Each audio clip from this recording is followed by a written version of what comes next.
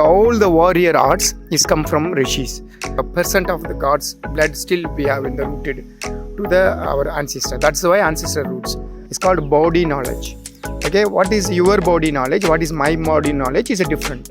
Every human beings have the different knowledge, but same anatomy. Depend on your ability and strength, and then they will put you into be a warrior. They put you into be a business. They put you into be a skilled. They put you into be a Brahman.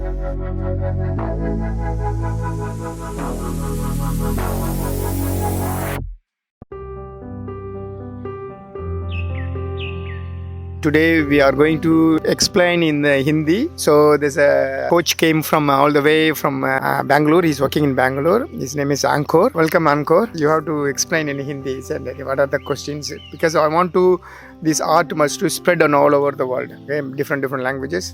Okay, you explain. जी नमस्कार.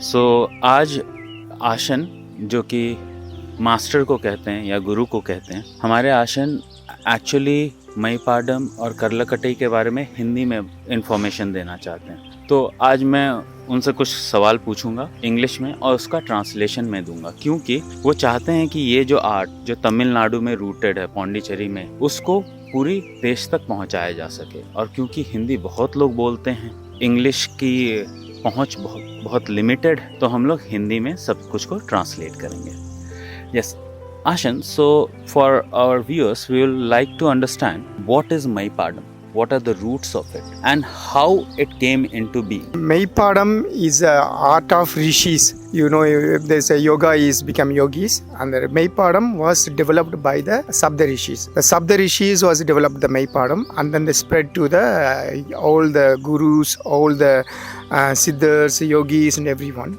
And actual Maipadam is a rishis. What are the duty of rishis? Is spread the art to the humans. That is the art of rishis. So all the warrior arts is come from rishis, because they are the one who develop and design the world. Not only the people, all the things they are designed. They are the roots of directly to the Shivas. They are the demigods. Okay. So after demigods, after demi plus demi, and then quarter, and then we have percent of the gods' blood still we have in the rooted to the our ancestor. That's why ancestor roots. So they are directly the demigod called as the rishis. So they are the one teaching the Maipadam to the humans. And what the Maipadam will do, it is understanding your own body and understanding your own strength of your body, ability of your body.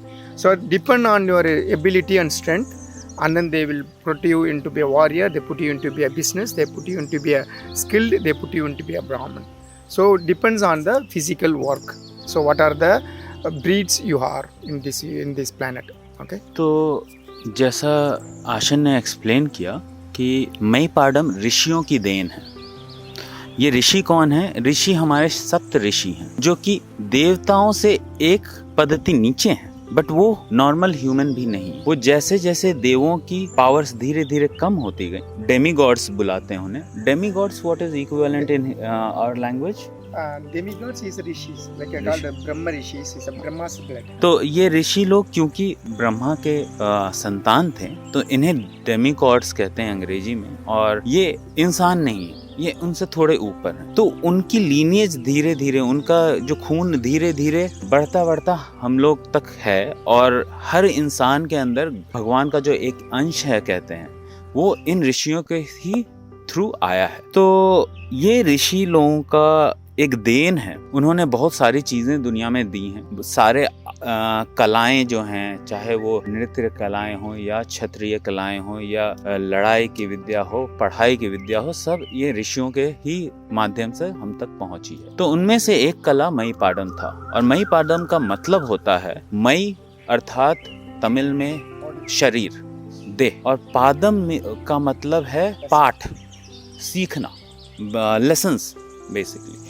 तो मईपादम means शरीर से सीखना. और इसमें क्या किया जाता है कि शरीर को अलग अलग तरीके से मूव करा के शरीर से हम सीखते हैं कि शरीर को कैसे बेहतर रखा जा सकता है, मन को बेहतर कैसे रखा जा सकता है. तो ये वो कला है और ये दिया गया है सप्त ऋषियों द्वारा. वहाँ से हमें ये लीनियज प्राप्त है. Yeah, that is called, thank you, Ankur. That's a Meipadam is one of the first art is spread to the human beings from the babyhoods, from the old age. From that's why the baby was born, and then the ability of the baby, the ability of the old age people. So there's no age barrier. You cannot learn a Meipadam.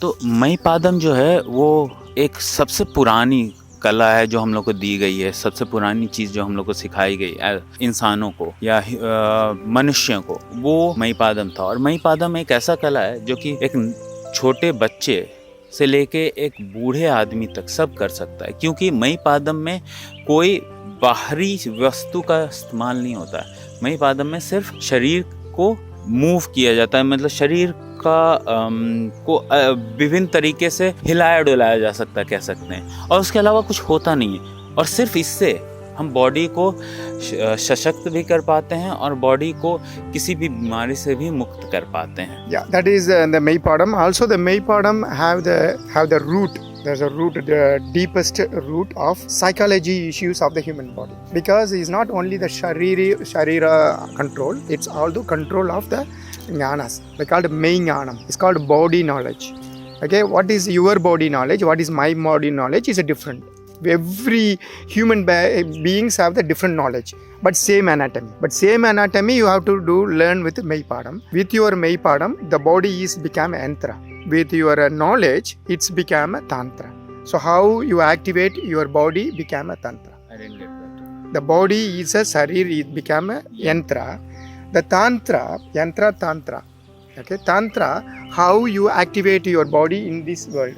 It's a karma. That is called tantra. You like example, the knife, you make a knife, and then the knife is made for cut the wood. Axe made for cut the trees. Like a spoon made for eating. So that's a yantra. They all become the machines, like tools. The tools, what are the purpose of tools? What is the purpose of your body? It's called tantra. Yantra work for tantra. That's both together work for karma. That is the actual meaning of Meipadam science.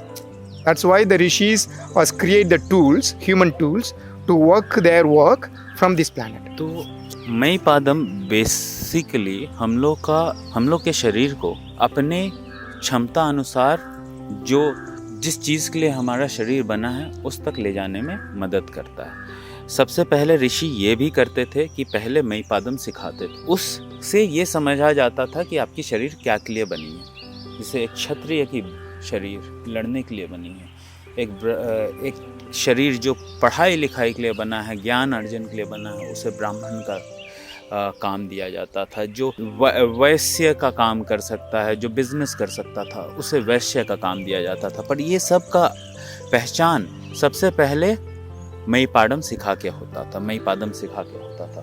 तो मईपादम हमें अपनी body की, अपने शरीर की क्षमताओं को समझने में मदद करता है, और उस क्रिया को जो हमारा शरीर कर सकता है, उस क्रिया को अगर हम करने के योग्य हो गए तो हमारा शरीर यंत्र हो जाता है। जिस चीज़ को यंत्र कहते हैं, अलग अलग तरीके से हम लोग देखते हैं, वो यंत्र है। वो हमारा शरीर भी यंत्र हो जाएगा अगर हम वो कर पाएंगे जो हमारा शरीर करने के लिए बना है। अगर क्षत्रिय ब्राह्मण का काम करे, ज्ञान अर्जन करे, तो वो बेस्ट काम नहीं है, उसके लिए सबसे उपयुक्त काम नहीं है। अगर एक वैश्य की शरीर को लेके मैं जाके क्षत्रिय का काम करना चाहूँ, वो नहीं हो पाएगा, तो वो यंत्र नहीं है। अगर मैं क्षत्रिय का शरीर पाया हूँ और मैं क्षत्रिय का काम सीखता हूँ, मैं वो कलाएं सीखता हूँ, तो मेरा शरीर यंत्र हो जाता है। और उसी तरीके से मईपादम हमारे ज्ञान को भी इम्पैक्ट करता है। जैसे कि हमारे हर शरीर का अंदर का एनाटॉमी सेम है, हर इंसान के पास वही अंतड़ियाँ हैं, वही बॉडी पार्ट्स हैं, वही दिल है, वही गुर्दा है, पर हर शरीर में एक अलग ज्ञान छुपा है। और जब हम वो ज्ञान को पास पाते हैं, जब उस ज्ञान को एक्सेस कर पाते हैं या उस ज्ञान में को अर्जित कर पाते हैं, तो हमारा जो शरीर है वो तंत्र हो जाता है। तो हर शरीर के साथ एक अलग ज्ञान लगा हुआ है, हर शरीर के साथ एक अलग कार्य करने की शक्ति जुड़ी हुई है। तो तो हमारा मईपादम सबसे पहले हमको वो सीखने में मदद करता है।